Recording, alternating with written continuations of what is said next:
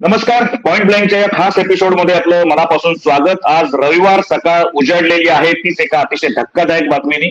आणि ती बातमी अशी आहे की अमेरिकेच्या प्रेसिडेन्शियल इलेक्शन मधले एक उमेदवार आणि अमेरिकेचे माजी राष्ट्राध्यक्ष डोनाल्ड ट्रम्प यांच्यावर गोळी घालून त्यांची हत्या करण्याचा प्रयत्न झालाय. सुदैवाने त्याच्यामधून डोनाल्ड ट्रम्प हे बचावलेले असले तरी गोळी झाडणारा माणूस रॅलीमधनं समोरून गोळी झाडत असल्यामुळे त्यांच्या कानाला गोळी चाटून गेली आणि त्यांच्या कानाला गंभीर इजा झालेली आहे. ही घटना घडली आहे बटलर इथे. ही रॅली बटलर इथे होती, पेन्सिल्व्हानियामध्ये, अमेरिकेमध्ये. तर मला असं वाटतं की याविषयी आपण आता बोलणं अत्यावश्यक आहे.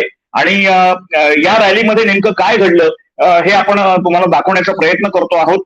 तिथून त्या बाजूनी सगळ्या चालू असलेल्या गोष्टी कशा घडतायत, फार अतिशय फास्ट या सगळ्या घटना घडतायत. आणि याच्यामध्ये मला असं वाटतं की अमेरिकन इतिहासामध्ये राष्ट्राध्यक्षांच्या निवडणुकीत राष्ट्राध्यक्षांवर किंवा उमेदवारांवर अशा प्रकारचे हल्ले होण्याची काही पहिली घटना नाहीये. याच्या आधी अनेक घटना घडल्यात, पण ही घटना नेमकी कशी घडली आपण आधी बघूयात. सगळ्यात पहिल्यांदा मला हे सांगायला पाहिजे की भारताचे पंतप्रधान नरेंद्र मोदी यांनी अमेरिकन प्रेसिडेंटच्या इलेक्शनमध्ये असलेले उमेदवार डोनाल्ड ट्रम्प यांच्या हल्ल्याचा तीव्र निषेध व्यक्त केलाय. त्यांनी असं म्हटलं की या घटनेमुळे मला तीव्र दुःख झालेलं आहे आणि त्यातून ते सर्व्हाइव्ह झाल्याबद्दल, वाचल्याबद्दल त्यांनी समाधान व्यक्त केलेलं आहे. मला असं वाटतं थोड्याच वेळात त्यांचा संपर्क स्वतः ट्रम्प यांच्याशी होणार आहे. मधल्या काळामध्ये स्वतः जो बायडन, जे आता अमेरिकेचे प्रेसिडेंट आहेत, ते आणि त्यांच्या बरोबरच जे उमेदवार ट्रम्प आहेत त्यांच्या तब्येतीची काळजी करण्याकरता त्यांनी स्वतः त्यांना फोन केलेला आहे आणि त्यांच्या तब्येतीची विचारपूस केलेली आहे. त्यांची तब्येत ठीक होती. हा घटनाक्रम असा घडला की अमेरिकेतल्या पेन्सिल्व्हानियामध्ये बटलर इथे डोनाल्ड ट्रम्पची रॅली सुरू होती. प्रचंड गर्दी होती. आपण व्हिज्युअल्स बघू शकता जे आलेली आहेत. जगभरातल्या 300हून अधिक देशांमध्ये व्हिज्युअल्स दाखवले जात आहेत. ट्रम्प तिथे आले आणि त्यांनी बोलायला सुरुवात केल्यानंतर अचानक समोरच्या बाजूने कुठून तरी त्यांच्यावर गोळीबार झाला. एक गोळी त्यांच्या कानाला चाटून गेली आणि असं समजतंय की दुसऱ्या गोळीनी त्यांच्या समोर असलेल्या प्रेक्षकांमधला एक जण गंभीर जखमी झालेला आहे. ट्रम्प यांना त्यांच्या सुरक्षा सैनिकांनी ताबडतोब बाजूला ढकललं आणि त्यांना कव्हरअप करून तिथनं बाजूला नेलं असलं तरी त्यांच्या कानावरनं जवळनं प्रचंड रक्त वाहत होतं. अशा प्रकारचं चित्र बऱ्याच वाहिन्यांवर दिसत आहे. आणि त्या वाहिन्यांवर हेही दिसतंय की ट्रम्प यांना त्यांच्या सिक्युरिटीने अक्षरशः कव्हरअप करून बाजूला त्यांना घेऊन गेले आणि त्यांना हॉस्पिटलमध्ये दाखल केलेलं आहे. आता जे कळतंय आपल्याला त्याप्रमाणे त्यांची तब्येत ठीक आहे, त्यांना बाकीचं काही धोका नाहीये, कानाजवळ इजा झाली तेवढंच आहे. पण ही अतिशय गंभीर घटना आहे.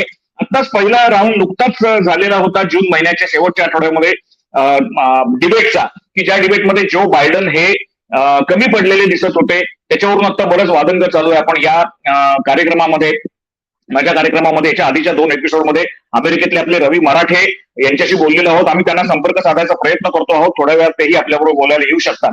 तर या घटनेमुळे संपूर्ण अमेरिकेमधले मतदार आणि जनता हादरलेली आहे. म्हणजे संपूर्ण जगाच्या दृष्टीने ही पहिली हेडलाईन आहे. आज सर्व जगातल्या चॅनल्समध्ये वृत्तपत्र, तर आता आपल्याकडे भारतात सकाळ आहे पण तिकडे रात्रीचे साधारणतः 10 वाजायची वेळ आहे. पण या घटनेमुळे सगळं जग हादरून गेलेलं आहे. अर्थात अमेरिकन इलेक्शन्स मध्ये किंवा अमेरिकन राजकारणामध्ये अशा प्रकारचे राष्ट्राध्यक्षांवर हल्ला व्हायचा हा काही पहिला प्रसंग नाहीये. एक थोडक्यात आढावा घेऊयात आणि परत एकदा परिस्थितीकडे जाऊयात.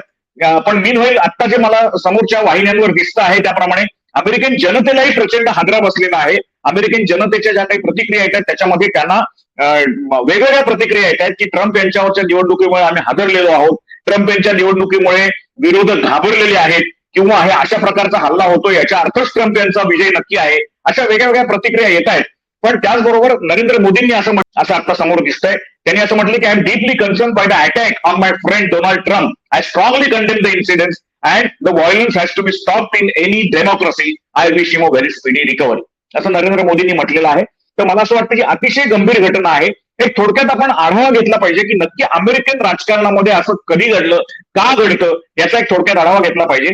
अमेरिकन राष्ट्राध्यक्ष पदाची जी काही एक परंपरा आहे त्याच्यामध्ये या 2 पक्षांमध्ये, डेमोक्रेटिक आणि रिपब्लिकन मध्ये, नेहमीच वादावादी असते. पण सगळ्यात पहिली घटना ही जी घडली होती ती अमेरिकन राष्ट्राध्यक्ष, 16वे राष्ट्राध्यक्ष अब्राहम लिंकन यांच्या बाबतीत घडलेली होती. आणि त्यांचा मारेकरी जवाकन नावाचा मारेकरी होता. 14 एप्रिल 1865 रोजी घटना घडलेली होती. आणि फोर्ट थिएटर जे वॉशिंग्टन डीसी मध्ये, तिथे अब्राहम लिंकन यांच्यावर गोळीबार झालेला होता. आणि त्यातून त्या गोळीबारामध्ये त्यांचा ते मारले गेलेले होते. तर त्याच्यानंतर दुसरी घटना जी घडली ती जेम्स गारफिल्ड यांच्या बाबतीत घडली होती. 20वे प्रेसिडेंट होते ते. आणि हा शॉट जो झाला होता त्यांच्यावर, तो मला असं वाटतं की तर हा जो शॉर्ट दुसरे प्रेसिडेंट जे होते ते होते जेम्स गारफिल्ड. 20 तारखेला त्यांच्यावर ही गोळी झाडली. 2 जुलै 1881 साली ही गोळी त्यांच्यावर झाडली गेली होती. ते 20वे प्रेसिडेंट होते. आणि एक लॉयर आणि रायटर होता चार्ल्स गोटोव नावाचा, त्यांनी त्यांच्यावर गोळी झाडलेली होती. तिसरा जो इन्सिडन्स घडलेला आहे तो विल्यम्स मॅकेनली नावाचे अमेरिकेचे प्रेसिडेंट होते. 6 सप्टेंबर 1901 रोजी हा हल्ला झाला होता. आणि टेम्पल ऑफ म्युझिक बफेलोचं जे आहे तिथे त्यांच्यावर हा हल्ला झालेला होता.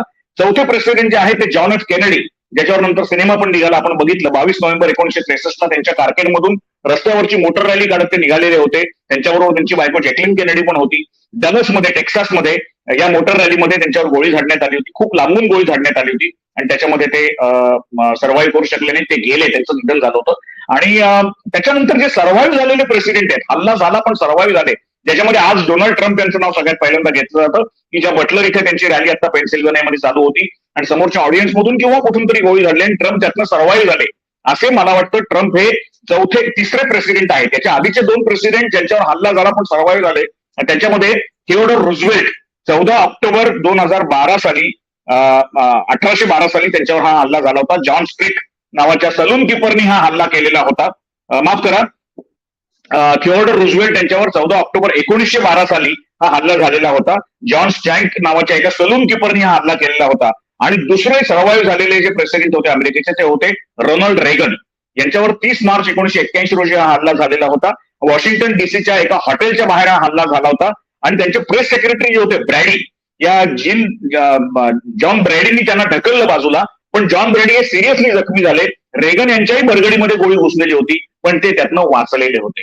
हा अमेरिकन प्रेसिडेन्सीचा कॅन्डिडेट असलेले किंवा प्रेसिडेंट असलेल्यांवर गोळीबार झालेल्याचा एक इतिहास म्हणावा लागेल, की ज्याच्यामध्ये साधारणतः 4 प्रेसिडेंट हल्ला त्यांच्यावर झाला, त्यात ते सर्व्हाइव्ह होऊ शकले नाही, त्यांचं निधन झालं. ज्याच्यामध्ये Abraham Lincoln, John Garfield, William McKinley आणि जॉन एफ केनेडी होते. आणि ज्या हल्ल्यामधून सर्व्हाइव्ह झाले ते आजचे ट्रम्प हे तिसरे सर्व्हाइव्ह झालेले प्रेसिडेंट आहेत. त्याच्या आधी थिओडोर रुझवेल्ट आणि रोनाल्ड रेगन यांच्यावर हा हल्ला झाला होता आणि ते सर्व्हाइव्ह झालेले होते. मला असं वाटतं अमेरिकेतल्या जनतेला प्रचंड धक्का बसलेला या गोष्टीचा. आता राजकीय बाजू याची जर बघितली तर 2 ते 3 प्रकारची मतं आता अमेरिकेत या क्षणाला व्यक्त होत आहेत. मी जे काही माझ्या मित्रांशी बोलतोय, आता आपल्याला विविध चॅनल्समध्ये हे दिसतंय. तर त्याप्रमाणे या सगळ्या हल्ल्यामागे कोण असावं, काय असावं हे अजूनही क्लिअर झालेलं नाहीये. नंबर 1. नंबर 2, हा हल्ला डोनाल्ड ट्रम्प यांना संपवण्याकरता असू शकतो, अशी एक शक्यता आहे. त्याच्यानंतर दुसरी शक्यता आपण आता जी बोलतो आहोत, की डोनाल्ड ट्रम्प यांना का संपवायचं असेल, तर डोनाल्ड ट्रम्प हे ज्यांना मान्य नाही आहेत त्यांनी तो संपवायचा, किंवा काही लॉबीज असतात अमेरिकेमध्ये त्यांच्याकडून हा हल्ला होऊ शकतो. याच्या आधीचा इतिहास तसं सांगतो, म्हणून असं म्हणायला वावंय, पण त्याच्याकरता कुठलाही पुरावा नाही.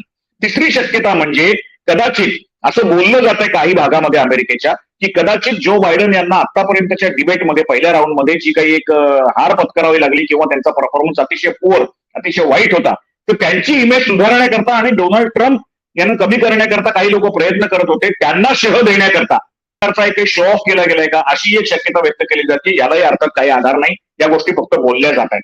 तर मला असं वाटतं की अनेक शक्यता त्याच्यामध्ये आहेत, अनेक पॉसिबिलिटीज आहेत. अमेरिकन जनता देशातली वेगवेगळ्या 2 पक्षांमध्ये विभागली गेलेली आहे. याच्या आधी मी रवी मराठेंशी बोललो होतो त्याप्रमाणे अमेरिकेमधल्या जनतेमध्ये ब्लू स्टेट्स आणि रेड स्टेट्स आणि काही स्विंग स्टेट्स असतात. म्हणजे रिपब्लिकन आणि डेमोक्रॅटिक पक्षाचे ब्लू आणि रेड हे 2 कलर्स आहेत, त्यांचे मतदार, आणि स्विंग स्टेट्स. तर याच्यामध्ये इतका टोकाचा राग किंवा सहनशीलता नसणे असा एक मोठा गट आहे. अमेरिकेमध्ये व्हायलन्स घडत असतो. युवक किंवा अमेरिकेतली गुन्हेगारी रात्रीच्या काही भागातली आपल्याला माहिती आहे. इनटॉलरन्स किंवा अजिबात सहनशक्ती नसणं हे त्याच्यामागचं एक सामाजिक आणि सायकोलॉजिकल कारण सांगितलं जातं. आणि दुसरे राजकीय विचार न पटणं, अमेरिकेचा विकास हव्या त्या पद्धतीने न होणं किंवा धोरणं न पटणं, अशा अर्थाचं एक काहीतरी कारण त्याच्यामागे असू शकतं. आणि तिसरी इमेज म्हणजे समोरच्या उमेदवाराला संपून टाकायचं, म्हणजे तो पक्ष संपून जातो, आणि जे काहीतरी धारणा आधीच्या सगळ्या असॅसिनेशन्स मध्ये किंवा त्या अटेम्प्ट मध्ये आपल्याला दिसून येते. आता नुकतीच एक बातमी येते की I want to thank US secret service असं डोनाल्ड ट्रम्प यांनी म्हटलेलं आहे. त्यांना तिथून बाजूला काढून अमेरिकन सिक्रेट सर्व्हिसनी त्यांचे जीव वाचवल्याबद्दल त्यांनी आभार मानलेले. त्यांनी म्हटलं की I was shot by a bullet and bullet hit right part of my ear. माझ्या उजव्या कानाला चाटून ती गोळी गेली, पण चाटून म्हणजे बऱ्यापैकी दुखापत झाली, कारण त्यांचे हात रक्ताने भरलेले दिसत होते कानाला लावल्यानंतर. अशा पद्धतीने ते झटत होते की कान आणि जीव वाचवण्याकरता.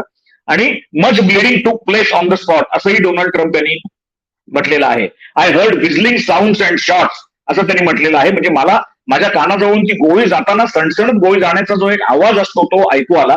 आता डोनाल्ड ट्रम्प यांच्या कानाला काही आणखी दुखापत झाली का, आतमध्ये काही दुखापत झाली का, याच्याकरता त्यांची वैद्यकीय सगळी तपासणी जी आहे ती चालू आहे.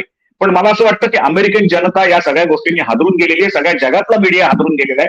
त्याचं कारण विचारांची लढाई ही विचारांनी करायची असते. अशा प्रकारची लोकशाही मानणारे देश भारतासारखे जे आहेत त्यांनाही प्रचंड हादरा बसलेला आहे. मी पुन्हा एकदा सांगतो, नरेंद्र मोदींनी ताबडतोब आपला संदेश त्यांना पाठवलेला आहे, संपर्क केलाय आणि कळवलंय की या हल्ल्यामुळे त्यांना प्रचंड धक्का बसलेला आहे आणि त्यांनी ताबडतोब आपली सहसंवेदना व्यक्त केलेली आहे आणि ईश्वराचे आभार मानलेले आहेत डोनाल्ड ट्रम्प वाचल्याबद्दल. तर त्याच्यानंतर जो बायडन जे त्यांचे प्रतिस्पर्धी आहेत ट्रम्प यांचे, त्यांनी सुद्धा ताबडतोब आपले कार्यक्रम बाकीचे कॅन्सल करून ट्रम्प यांना फोन लावून त्यांच्याबरोबर बातचीत केली आहे. त्यांना ते भेटायला सुद्धा निघालेले आहेत आणि त्यांच्या तब्येतीची चौकशी केलेली आहे. त्यांची तब्येत बरी आहे ना. मला असं वाटतं लोकशाहीचं हे खरं सौंदर्य आहे की दोन प्रतिस्पर्धी उमेदवार जे अगदी सतत एकमेकांवर टीका करत असतात ते सुद्धा एकमेकांशी बोलतात, एकमेकांच्या तब्येतीची चौकशी करतात. आणि भारतासारखा तर मित्र की जो या दोन्ही आधीच्या प्रेसिडेंटचा चांगला आधी खूप वर्षाचा इतिहास आहे मैत्रीचा, पण वैयक्तिक नरेंद्र मोदी यांची सुद्धा ट्रम्प यांच्याबरोबर आणि बायडन यांच्याबरोबर खूप चांगली मैत्री आहे. आणि त्याच भावनेने त्यांनी ताबडतोब फोन करून आपल्या सहसंवेदना व्यक्त केलेल्या आहेत. एक देशामधला संपूर्ण सत्ताधीश म्हणजे ज्याला एक सुपर पॉवर आपण म्हणतो, आर्थिकदृष्ट्या, औद्योगिकदृष्ट्या किंवा लोकशाहीच्या दृष्टीने सुद्धा जगातली 2 नंबरची डेमोक्रेसी, 1 नंबरची अर्थातच भारत आहे, 2 नंबरची डेमोक्रेसी अमेरिका आहे की जिथे साधारणतः 36.33 कोटी जनतेनी मतदान करायची वेळ आता 3-4 महिन्यामध्ये येणार आहे. पहिली राऊंड झालेली आहे डिबेटचे, अजून 4 राऊंड आहेत ज्याच्यामध्ये बायडन थोडेसे कमी पडण्यासारखे दिसत आहेत, ट्रम्प यांची फिगर जास्त चांगली आहे. तर तेव्हा या सगळ्या टर्मोइलमध्ये आत्ताच्या वेळेला हा हल्ला होणं हे अतिशय विचित्र आणि अजिबात एक्सपेक्टेड नसलेली अशी धक्कादायक घटना आहे. त्याच्यामुळे अमेरिकन जनता जी आता वेगवेगळ्या चॅनलवर व्यक्त होतीये त्यांनी त्यांचा धक्का व्यक्त केलेला आहे आणि त्यांनी सांगितलेलं की आम्हाला हे अजिबात अपेक्षित नव्हतं, हे अतिशय धक्कादायक होतं आणि त्याच्यामुळे इलेक्शनच्या पुढच्या भागावर कदाचित परिणाम होऊ शकतो. कदाचित असं बोललं जातंय आणि माध्यमकर्मींचे असे अंदाज आहेत की याच्यामध्ये ट्रम्प यांच्याकडे सहानुभूतीचं पारडं झुकू शकतं या घटनेमुळे. याच्यामध्ये ट्रम्प यांचा दोष नसला किंवा बायडन यांचा दोष नसला तरी सुद्धा जी घटना घडलेली आहे त्याचे तरंग जनमानसामध्ये त्यांच्या मानसिकतेवर उठतायत आणि त्याच्यामधून कदाचित ट्रम्प यांना त्याचा फायदा मिळू शकतो, ट्रम्प यांना त्याची सहानुभूती मिळू शकते असं सांगितलं जात आहे. तेव्हा आजची रविवारची सकाळ जी उजाडलेली आहे ती या बटलर मधल्या म्हणजे पेन्सिल्व्हानिया मधल्या बटलर मध्ये जी काही रॅली त्यांची चालू होती अमेरिकेमध्ये, अमेरिकन संध्याकाळ आहे, आपल्याकडे जरी रविवार सकाळ असेल तरी अमेरिकन संध्याकाळ आहे, तर तिथे हल्लेखोरांनी म्हणजे तो स्नायपर म्हटला जातो की जो लांबून अचूक वेध घेतलेला हल्लेखोर असतो तो म्हटला जातो आणि त्यांनी हा हल्ला केला असं म्हटलं जातं. हेच टेक्निक जॉन एफ केनेडीच्या बाबतीत सुद्धा वापरलं गेलेलं होतं. समोरच्या लांबच्या उंच इमारतीच्या टेरेसवरनं किंवा खिडकीमधून त्यांनी कशी गोळी झाडली याच्यावर नंतर कादंबरी आली, त्याच्यावरून नंतर चित्रपटही आला. अमेरिकन लोकशाहीच्या इतिहासातलं आजचा एक काळा दिवस मानायला पाहिजे की अशा प्रकारांनी होऊ घातलेल्या इलेक्शनमध्ये अडथळा आणणं, लोकशाही प्रक्रियेमध्ये अडथळा आणणं हे अमेरिकन इतिहासाला किंवा लोकशाहीला अजिबात शोभणारं नाही. त्यामुळे अमेरिकन जनता धक्क्यातून अजून सावरलेली नाहीये. काही दीड तासच या घटनेला झालेला आहे आणि म्हणून आम्ही आजचा हा स्पेशल एपिसोड घेऊन आपल्या पुढे आलेलो आहोत पॉइंट ब्लँकचा. आत्तापुरती ही माहिती एवढीच आहे.